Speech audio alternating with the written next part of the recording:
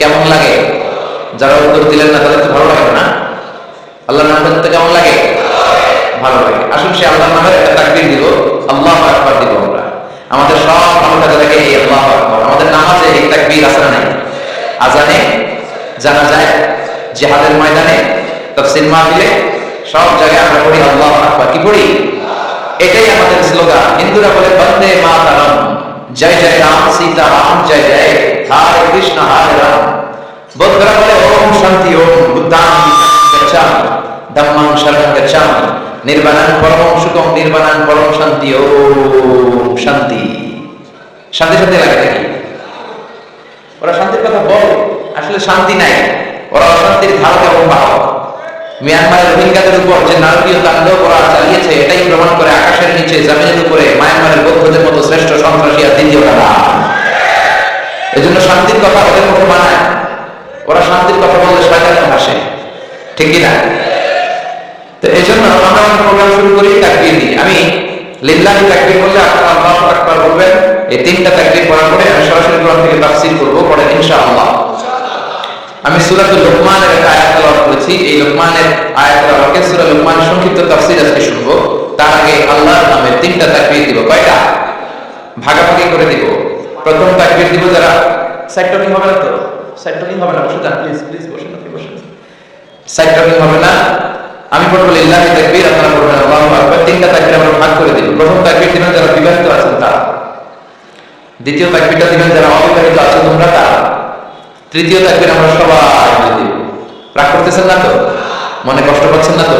আজকের মাহফিলে বিবাহিত কারা কারা আছেন দেখি হাত তুলেন। মাশাআল্লাহ, সব বিবাহিতদের মাহফিল। আপনাদের দলে আমিও আছি ইনশাআল্লাহ। হাত নামান। অবিবাহিত কারা কারা আসছে দেখি। সব না, আপনাদের সংখ্যা তো কম। ঘটনা কি? কিন্তু এদের সংখ্যা কম হইলেও এদের গলায় জোর আছে না নাই? আছে ইনশাআল্লাহ। হাত নামান। শুরুতে বিবাহিতরা, আমি পড়বো লিল্লাহি তাকবীর, আপনারা পড়বেন আল্লাহু আকবার। দ্বিতীয় পর্যায়ে অবিবাহিতরা, আমি পড়বো লিল্লাহি তাকবীর, তোমরা পড়বে আল্লাহু আকবার। আমি দেখবো কাদের গলায় জোর বেশি, কাদের গলায় ইমানি তেজ বেশি। শুরুতে বিবাহিতরা, অনেকে কাশি দিয়ে গলা ঠিক করে নিতেছে। শুরুতে বিবাহিতরা, আমার বিবাহিত ভাইরা, আপনারা কি রেডি? আমি লিল্লাহি তাকবীর বললে গলা উঁচু করে আল্লাহু আকবার বলা যাবে? অবিবাহিতরা এখন চুপ, শুধু বিবাহিতরা তাকবীর দেন। লিল্লাহি তাকবীর। মাশাআল্লাহ, অনেক আওয়াজ হয়েছে। এবার দেখো সিঙ্গেলরা কি করে। সিঙ্গেল যারা এখন বিয়ে করতে পারে না, তোমরা রেডি? বিবাহিতদেরকে হারাই দেওয়া যাবে? হ্যাঁ, ওনাদের সংখ্যা কিন্তু বেশি, গলায় আওয়াজ ছিল বেশি, পারা যাবে? দেখি এবার অবিবাহিতরা কি করে। এবার অবিবাহিত ভাইরা তাকবীর দাও, লিল্লাহি তাকবীর। মাশাআল্লাহ, শেনা শেনা একেবারে সমান সমান। এবার সবাই মিলে তিনটা তাকবীর দেব। তিনটা তাকবীরে এই প্যান্ডেলটা কাঁপায় ফেলতে হবে। রাজি আছে মুসলমান? লিল্লাহি তাকবীর। প্যান্ডেল কাঁপছে, এটা বাতাসে কাঁপছে, বাতাস। পিলার করে না দিন, পিলার করে না দিলে কাঁপে। তাকবীরের আওয়াজে কাঁপাইতে হবে। দ্বিতীয় তাকবীর হবে আরো করে, যাতে প্যান্ডেল কেঁপে যায়। লিল্লাহি তাকবীর। এবার প্যান্ডেল কাঁপছে, মাশাআল্লাহ। শেষ তাকবীরটা হবে সবচেয়ে জোরে, পড়ে লিল্লাহি তাকবীর। আল্লাহ তাকবীরকে তুমি কবুল করো, নাজাতের ওসিলা বানাও, মিজানের পাল্লায় রূহ পাহাড় সমান ভারী করো। আজকে আমরা যে বইটা থেকে কথা শুনবো, বইটার নাম কি? সবাই বলেন কি নাম? এই কোরআনে কোনো ভুল আছে? সন্দেহ আছে? সংশয় আছে? থাকবে কেমনে? কারণ কোরআনটা নাযিল করেছে কে?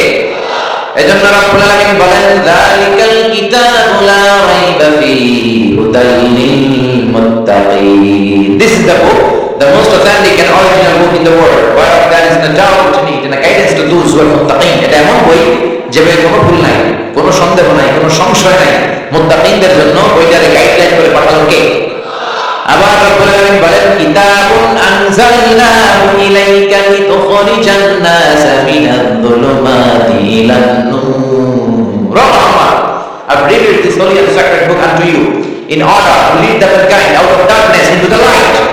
ও নবী, আমি কোরআন পাঠালাম জানো নাকি? শোনো শোনো, অন্ধকারের জন্য মানুষগুলোকে আলোর পথ দেখাতে, জাহান্নামীগুলোকে জান্নাতি বানাতে, এরা আমার বামপন্থীগুলোকে ডানপন্থী বানাতে। ঠিক না? কোরআন পড়বেন ডানপন্থী বানাই দিবে কে? কোরআন পড়বেন জান্নাতি বানাই দিবে কে? কোরআন পড়বেন হেদায়েতের রাস্তায় আপনাদের এজন্য সবকিছুর সমাধান এই কোরআনের ভিতরে আছে না নাই? সমাধান চাও যদি জীবনে মরণে ফিরে যাও, বুঝে নাও চোখ রাখো কোরআনে। পড়ে, সমাধান চাও যদি জীবনে মরণে ফিরে যাও, বুঝে নাও চোখ রাখো কোরআনে। If you want a solution this দুনিয়া and আখিরাত, go back ever তাহলে কোরআনে। ঠিক না? যে কোনো সমস্যায় আপনি পড়েন, আপনার সমাধান এই কোরআনের ভিতরে আছে না নাই? এজন্য তাফসীর প্রোগ্রামে আমরা একটা বই থেকে এই কথা বলি। বইটার নাম কি? এখানে কোরআন ছাড়া অন্য কোনো কিতাব থেকে কথা বলতে শুনবেন? বাইবেল থেকে বললে শ্রীমদ্ ভগবত গীতা, বেদ, রামায়ণ, মহাভারত, ত্রিপিটক, দীঘানিকায়া, ইয়াহবিস্ট, সেটার জালমা, তোরা, ওল্ড টেস্টামেন্ট, নিউ টেস্টামেন্ট, জিন্দাবেস্তা, পৃথিবী কাঁপানো যে এত ধর্মগ্রন্থ, একটা খাওয়া এই মানলে নাই। ঠিক কিনা? খাওয়া আসলে কিতাবটার নাম কি? আর বলেন কিতাব। এজন্য আল্লাহ বলেন, গোলাম এই কিতাবটাকে আমি সহজ করে দিলাম, এই কিতাব পড়বা সোজা, এই কিতাবে বুঝবা সেটাও সোজা, এই কিতাবে মুখস্থ করে সিনায় রাখবা সেটাও সোজা করে দিল কে? ওয়ালাকাদ ইয়াসসারনাল কুরআনা লিযিকরি ফাহাল মিন মুদ্দাকির। I have made this holy Quran very easier for you to read, to understand and to memorize in your heart. এই কোরআন পড়বা সোজা, বুঝবা সোজা, মুখস্থ করে সিনায় রাখবা তাও সোজা। সুবহানাল্লাহ। কোরআন পড়া বোঝা মুখস্থ করা যদি সহজ না হতো, আমরা সিনায় রাখতে পারতাম? আমরা কেউ হাফেজ হতে পারতাম? বাংলাদেশের লক্ষ লক্ষ হাফেজ আছে না নাই? আছে না নাই? ব্রিটিশরা যখন এই ভারতবর্ষ থেকে চলে যায়, তারা 11 সদস্যের একটা কমিটি বানিয়ে যায় in order to check how to destroy the holy book Quran from its Indian subcontinent. 11 জনের কমিটি করে দিল, দেখো তো গবেষণা করে এই ভারতবর্ষ থেকে কেমন করে কোরআনকে দূর করা যায়। তারা রিপোর্ট দিল, if you want to destroy the holy book Quran, you have to make fire on all the scriptures available in Indian subcontinent. এই কোরআনকে দূর করতে হলে ভারতবর্ষের যত কোরআন আছে সবগুলো আগুন দিয়ে জ্বালাই দিতে হবে। ওই আগুন দিয়ে জ্বালাই দিলে কি কোরআন দূর হয়ে যাবে? দূর হয়ে যাবে। যদি আগুন লেগে যায় ভুলে যায়,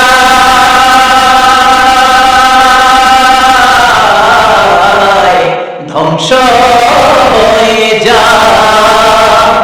যদি আগুন লেগে যায় পুড়ে যায় পৃথিবীর সব বইয়ের দোকান, বিশ্ব থেকে হারাবে না পবিত্র কোরআন, বিশ্ব থেকে হারাবে না পবিত্র কোরআন। গোটা বিশ্বের কোরআনের কপিগুলো আগুন দিয়ে জ্বালায় দেবে, কোরআন দূর করা যাবে না। কারণ হাত ধরে কোরআনের কলিজার ভিতরে কোরআন মুখস্থ করা আছে না নাই? 33 সদস্যের আরেক কমিটি তারা পাঠালো। 11 সদস্যের কমিটির রিপোর্ট ঠিক আছে কিনা 33 সদস্যের কমিটি এসে রিপোর্ট করে বলল, no, you cannot destroy the holy book Quran from Indian subcontinent because they don't just write down holy Quran in the blank pages, they memorize the Quran in their heart. ভারতবর্ষের লোকেরা শুধু কাগজে কোরআন ছাপিয়ে রাখে না, তারা তাদের হৃদয়ের মধ্যে কোরআনকে মুখস্থ করে গেঁথে রাখে। তাই ভারতবর্ষ থেকে যদি কোরআন দূর করে দিতে হয়, লক্ষ লক্ষ হাফেজে কোরআনকে জবাই করে রক্তের গঙ্গা বইয়ে দিতে হবে, তাহলে ভারতবর্ষ থেকে আল্লাহর কোরআনকে দূর করা যাবে না। আসলে এখন ঠিক না? এজন্য আল্লাহ বলেন, গোলাম ওয়ালাকাদ ইয়াসসারনাল কুরআনা লিযিকরি ফাহাল মিন মুদ্দাকির। আমি কোরআনটাকে সহজ করে দিলাম, পড়ার জন্য, বোঝার জন্য, মুখস্থ করার জন্য সহজ করলো কে? এজন্য কোরআন পড়ার দরকার আছে না? হাফেজে কোরআনটা কি করে কোরআন মুখস্থ করে ফেলে? আমাদের থেকে দাস্তারবন্দের প্রোগ্রামে আমরা যাই, হাফেজদের পাকড়ি পড়ে অফিশিয়ালি দেখেন লিড দ্য তারাবিহ সালাত, তারাবিহ নামাজে তারা ইমামতি করতে পারবে, এটা অফিশিয়ালি একটা ঘোষণা হিসেবে। গাজীপুরের এক প্রোগ্রামে আমি মাথায় পাকড়ি পড়াচ্ছি, এক বাচ্চা এত ছোট্ট মাথা, পাকড়ি শেষ হয়। তো আমি হুজুরে বললাম, হুজুর আসলে কি হাফেজ হয়েছে, হেফজ করছে? হুজুর বলে, মোহতারাম দোয়া করবেন, এই ছেলেটা মাত্র 14 মাসে কোরআনে হাফেজ হয়ে গেছে। এর চেয়ে অনেক কম সময় আমি শুনেছি 10 মাসে 8 মাসে কোরআনে হাফেজ হয়ে যায়, আছে নাই? আর আমার দেশের হাফেজরা এত মেধাবী, পৃথিবীর কোন ইন্টারন্যাশনাল কোরআনের কম্পিটিশনে যদি আমার দেশের হাফেজরা প্রতিযোগী হিসেবে বসে, তাদেরকে প্রশ্ন করে আটকাতে পারে এমন কোন পরিচালক, এমন কোন বিচারক আল্লাহর সামনে পয়দা হয় না। আপনারা আমাদের নাজমুল সাকিবের নাম শুনছেন? 13 বছরের নাজমুল সাকিব, হাফেজ জাকারিয়া, হাফেজ তারিকুল ইসলাম, ফজলে রাব্বি আদের। আপনারা কি পিএইচডি কোরআনের আলোর প্রোগ্রামগুলো দেখেন রমজানে? দেখেন দেখেন। এসো কোরআনের আঙিনায়, এসো শান্তির মোহনায়, এসো কোরআনের আঙিনায়, এসো শান্তির মোহনায়, জীবনকে রাঙাতে ফুলে ফলে সাজাতে আল্লাহর সুতা বিয়ে গিয়ে চলো। পিএইচডি কোরআনের আলো, পিএইচডি কোরআনের আলো। পৃথিবীর ভাইদের জন্য দোয়া করি, কারণ তারা লাক্স চ্যানেলে সুপারস্টার করে। তোমাকে হচ্ছে প্রতিযোগিতা করে নাই, বিশ্ব সুন্দরী নামক মেয়েদেরকে উলঙ্গ করে কোনো কম্পিটিশন করে নাই, তারা কোরআনের কম্পিটিশন করেছিল। চিল্লায় এখন ঠিক কিনা? 2-3 বছর আগে 20,000 হাফেজকে তারা ইয়েস কার্ড দিয়ে ঢাকায় নিয়ে এসেছে। সেই 20,000 হাফেজের মধ্যে থেকে ময়মনসিংহ কিশোরগঞ্জের ওই এলাকার নাজমুস সাকিব 13 বছরে 20,000 হাফেজকে পেছনে ফেলে সারা বাংলাদেশে ফার্স্ট হয়ে গিয়েছে। সে প্রথম পুরস্কার পেয়েছেন 3 লক্ষ টাকা। ধর্মমন্ত্রী লাইভ প্রোগ্রামে, সরাসরি সম্প্রচার করা প্রোগ্রামে তার রিকোয়েস্ট এবং টাকা তুলে দেয়। তারপরে এই ছেলে চলে যায় ইন্ডিয়ার ব্যাঙ্গালোরে। ওখানে দক্ষিণ এশিয়ার সব হাফেজদের মধ্যে প্রতিযোগিতা। ইন্ডিয়ার ব্যাঙ্গালোরেও নাজমুস সাকিব, আমার দেশের 13 বছরের নাজমুস সাকিব বাংলাদেশের অহংকার, দক্ষিণ এশিয়ার সবগুলো দেশকে পেছনে ফেলে ইন্ডিয়াতেও সে কম্পিটিশনে ফার্স্ট। এরপর সে চলে গিয়েছে KSA, the kingdom of Saudi Arabia. এখন আর দেশের গণ্ডি নেই, উপমহাদেশীয় গণ্ডি নেই, এখন আন্তর্জাতিক পরিমণ্ডল, ইন্টারন্যাশনাল প্ল্যাটফর্ম। সেখানে গোটা বিশ্ব থেকে চান্স পাওয়া 70 দেশের হাফেজে কোরআনকে পেছনে ফেলে আমার নাজমুস সাকিব সৌদি আরবে ফার্স্ট। ওখানে সে প্রথম পুরস্কার পেয়েছে 80,000 রিয়াল, আপনাদের বাংলাদেশি টাকায় প্রায় 14 লাখ টাকা। তারপরে এই ছেলে খুঁজতে লাগলো যে পৃথিবীর সবচেয়ে বড় কোরআনের প্রতিযোগিতাটা হয় কোথায়। চলে গেল Dubai. In terms of wealth and money, অর্থের মানদণ্ডে the biggest holy book Quran recitation competition located in Dubai. দুবাইয়ে সেই কম্পিটিশনে চলে গেল। সেখানে 70টা নয়, 80টা নয়, গোটা বিশ্ব থেকে চান্স পাওয়া 90টা দেশের হাফেজে কোরআনের মধ্যে প্রতিযোগিতা। সেখানেও আমার কিশোরগঞ্জের নাজমুস সাকিব, 13 বছরের এই নাজমুস সাকিব 90 দেশের তুখোর মেধাবী বাঘা বাঘা 90 জন হাফেজকে পেছনে ফেলে দুবাইতেও ফার্স্ট। ওখানে সে পুরস্কার পেয়েছে 46,000 দিরহাম, আপনাদের বাংলাদেশি টাকায় প্রায় 1,30 লাখ টাকা। সুবহানাল্লাহ বলেন না? কিন্তু রাষ্ট্রীয় পৃষ্ঠপোষকতায় দুঃখের সাথে বলতে হয়, ওদেরকে সম্মাননা ক্রেস্ট দেওয়া হয় না, ওদেরকে বঙ্গভবনে টাকা হয় না, ওদেরকে সেক্রেটারিয়েটে নেওয়া হয় না, ওদেরকে পার্লামেন্টে নিয়ে সংবর্ধনা দেওয়া হয়। কিন্তু দেওয়া দরকার ছিল কি ছিল না? আমার দেশের ক্রিকেটার কামাল ছেলেরা যখন ইন্ডিয়ারে ক্রিকেটে হারাইয়া বাংলাবাস করে দেয়, তখন আমাদের ভালো লাগে, ঠিক কিনা? তো ক্রিকেটে জিতে গেলে আমাদের 17 কোটি মানুষের প্রধানমন্ত্রী, মাননীয় প্রধানমন্ত্রী তাদেরকে ধন্যবাদ দেওয়ার জন্য, পুরস্কার দেওয়ার জন্য এয়ারপোর্টে চলে যায়, রেড কার্পেট রিসেপশন দেয়, লাল গালিচার সংবর্ধনা, বাড়ি গাড়ি টাকা পয়সা তো আছেই, ঠিক কিনা? কেন দেয়? কারণ তারা বাংলাদেশের সম্মানকে উজ্জ্বল করেছে বিশ্ব দরবারে। তো মাশরাফি বিন মুর্তজা, সাকিব আল হাসান ওরা বিশ্ব দরবারে বাংলাদেশকে উঠাইল। আমার কিশোরগঞ্জের নাজমুস সাকিব কি বাংলাদেশকে বিশ্ব দরবারে উঠায় নাই? প্রিয় মাননীয় প্রধানমন্ত্রী, আপনি ক্রিকেটারদেরকে সংবর্ধনা দেওয়ার জন্য লাল গালিচার সংবর্ধনা দিলেন, রেড কার্পেট রিসেপশন। নাজমুস সাকিবকে লাল গালিচার সংবর্ধনা না দেন, একটা লাল গোলাপ হাতে দিতে পারতেন, এয়ারপোর্টে যে বলতে পারতেন, শাবাশ নাজমুস সাকিব, তোর মতো হাফেজে কোরআন আমার ঘরে ঘরে চাই। চিল্লায় এখন ঠিক কিনা? যে দেশে হাফেজে কোরআনকে সম্মান দেওয়া হয় না, সে দেশে হাফেজে কোরআন জন্মায় না। যে দেশে আলেমদের সম্মান নাই, ওই দেশ একদিন আলেম শূন্য হয়ে যাবে। চিল্লায় এখন ঠিক কিনা? এই জন্য গোটা বিশ্বব্যাপী কোরআনের গণজোয়ার তৈরি করে দিয়েছে কে? আপনি কোরআনের আওয়াজ বন্ধ করতে পারবেন? বন্ধ করতে পারবেন? এক জায়গায় মাহফিল বন্ধ করবেন আর 10 জায়গায় মাহফিল আছে না নাই? এক মুফাসসির কারাগারে তো লক্ষ মুফাসসির ঘরে ঘরে চিল্লায় এখন ঠিক কিনা? এই জন্য কোরআনের আওয়াজকে বন্ধ করে দেওয়া যায় না। যারা কোরআনের বিরুদ্ধে লাগে এরা কমাল করা, এরা জমিনদারে চিনে নাই।